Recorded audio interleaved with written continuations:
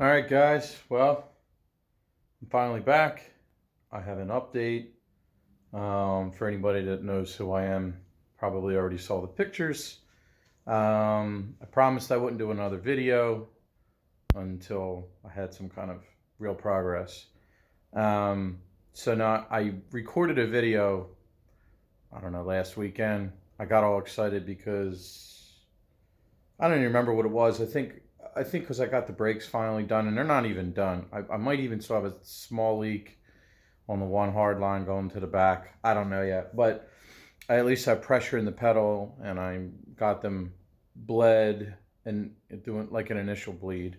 Um, but the engine going in the car was the big thing, and now it's finally in here. I hope I don't have to pull it back out. When you got a car like this, the way I did, and didn't know much about the car, you never know if you miss something. I wanted to wait until I thought, um, that it was a good time to go in, that I didn't need to access something that I couldn't. So I'm going to stop rambling, turn it around. You probably already fast forwarded to that part anyway, but I'll flip it around so you can see. So there it is. Brought the engine hoist in over the weekend and went and brought it over from my other garage and put it in here. So, one of the things I did, well, I just got this APR panel. I bolted in last night. And the body shop, if you guys remember, I have this silver, if you want to call it silver. It's a little darker than that. There's some color to it. I don't know what to call it, but I did the valve covers on that. I did the intake pipe, which I just got back today, and the intake manifold. And if you look close enough, you'll notice that the billet is still exposed. Even this machine surface for the throttle cable. So again, all painted up to the welds. And then again, I thought it would look really nice, kind of broken up by the runners and everything, and then back to the silver on the valve covers. So I like purple, so I like that the injectors are, well, it just gives it a little splash of color in that area. I don't know what else to show you. I mean, other than the manifold's just kind of mocked up. Both of them are mocked up. You can tell by the tape behind there. Just wanting to see how everything fit. I was waiting on exhaust manifold gaskets. I just got them in. They're actually in my pocket right here. Okay. Same thing with the intake manifold. I wanted to see, what I was working with. So that unfortunately is going to have to come back off. One thing I didn't realize, for some reason, when I opted for the throttle body to go straight out instead of angled this way, is I assumed that meant clearance would not be an issue with the battery, but it is, at least the factory one. So I actually had to pull the tray and the battery from this location, and just to clear it because of the throttle. Yeah, that's not the ice. I guess the throttle position sensor there. So yeah, this manifold, funny. I didn't realize how.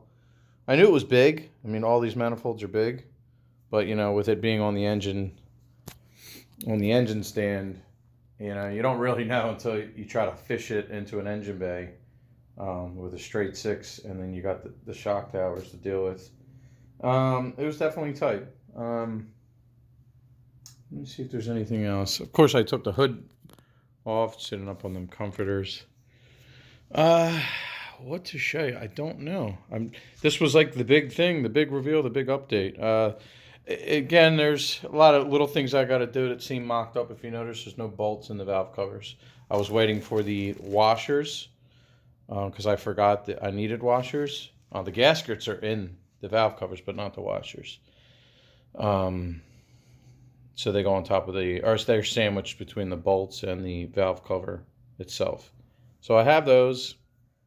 I also have to wrap the downpipe, which is here, recirculated. we'll see what kind of a back pressure issue this causes later. You know, I may even downsize my turbo at some point. You know, it really is going to be a street car. I know we all say that, but like, I have no interest in, you know, drag racing it, not even roll racing it. I really don't. I just kind of, I want to enjoy it, look at it, and just enjoy the drive, row through the gears, and that's it. So this, you know, coming from, you know, a 4-inch tapering down to 3 and recirculating with a 60 mil gate may be an issue, but we'll see. But I have the DEI wrap to put on that before I put that in. The wastegate here.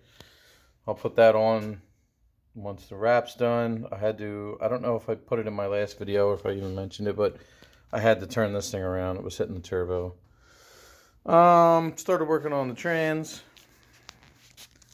Messing around with this Tilton hydraulic throwout bearing. Never dealt with one of those before. Sounds like I have to do some measurements. There's also a shifter seal back there that I major league screwed up. I think I threw it out. The old one, or do I still have it? Let's see. Oh yeah, look at this thing. I mean, that thing, that wouldn't, I don't know what, and I didn't do that getting it out. I did that putting it in. I don't know what the hell I was thinking the last time, but yeah, that thing's trashed. So, what else? I don't know. I'm never prepared for these videos. I mean, the car's back on the ground. You know, I definitely have to, I'm not into the slammed look, but I feel like maybe just a little bit more, just a hair. You know, the front is still a little bit high, but then again, the trans isn't in, none of the fluids are in, the radiator isn't in, radiator. That's over here. I actually bought a new shroud. I may do something with the new one because, let's see, this one's all beat up and dirty looking anyway, but it's cracked here, and then I think there's a big crack there, if you can see, like along there. There's a pretty big crack. And then what pissed me off about the new one is you can see plain as day that there's a lot of scuffing. It doesn't look it doesn't feel rough like it looks. It looks really rough, but it's actually pretty smooth. So I guess just from rubbing against cardboard boxes and stuff. So what I may do, there's a guy that makes like a carbon fiber cover for the top of this instead of buying a whole new carbon piece. I'm either going to do that or I'm going to have the body shop that I've been using maybe sand down these little embossed areas because they end up looking like polka dots, and then maybe doing a like a satin black with that. So yeah, so I got a new one of them. What else did I get? Oh, and I also want to paint the radiator too. So that's going to be like a satin black. At least, you know, the upper portion. I don't really have bling per se in here, if that's what you want to call it, other than the flange, you know, the billet pieces. But as far as sheet metal, that's why I painted the plenum. I painted the intake pipe. I just feel like it's a cleaner look. Again, anything really kind of raw and exposed, just like the billet stuff. So I'm going to paint the top of that just to keep this area kind of dark and black and simple. That's why I went with like factory timing covers, because I just, I'm thinking about painting this. I don't know. I know it's just driving me nuts. It's probably driving some other people nuts. It's one thing. That and the AC clutch. Most of that will probably be covered anyway once the car's running. But what else? I got over here. Oh, what else? Here, let me show you. Probably making you dizzy. So here's the shifter boot. This kind of turned into a mess. But what I did was, I'll show you the other one. This one's all black. And the factory, if I can find it, is like this fake leather stuff. And it's just, it's okay, but this isn't really a serviceable part, so you kind of have to get creative. But this was the material for the seats. If you could see, that kind of has that camo effect, which is in the seats. Where are the seats? Yeah, they're over here. Yeah, it's the material for the center of that. But anyway, you see the foam liner. I ripped that out of the black one, so it was nice and flexible like a normal, shift boot. And then I have to glue it over here on this ring. I took a soldering iron and just melted every one of these initially to get the ring and boot separated. And then I backfilled them. This is going to be, the guys that know what this stuff is going to laugh if I can find it. Here, is it the black? You know what? Nope. I was thinking I used FIPG. I didn't. I bought this 3M stuff for something else. Black super weather strip. And I ended up just throwing that in here and just filling those holes. And it kind of glued that back together. And then what I have to do is pull the boot through and then fold it over. And then I'm gonna glue that. I mocked it up. It looks really good. Let's see, we're at 11 minutes. Boring, right? Boring. Let's see under here. It's hard to see with the glass, but these pieces here that I bought, they are still, I don't know what you want to call it. They're still for sale. They're not discontinued.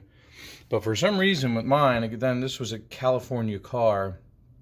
What was interesting is the paint was really faded, and these were really faded. If I have the other ones, I got to find the other ones, but they almost look like a bluish greenish right here. It's completely bleached out in these areas, and it looks really weird. It almost looks like the plastic was stressed. That's how like faded and bleached it is in these spots. So I was shocked that they still had these. So they're really the only panels that looked weird and out of place. So now I'm glad I got these.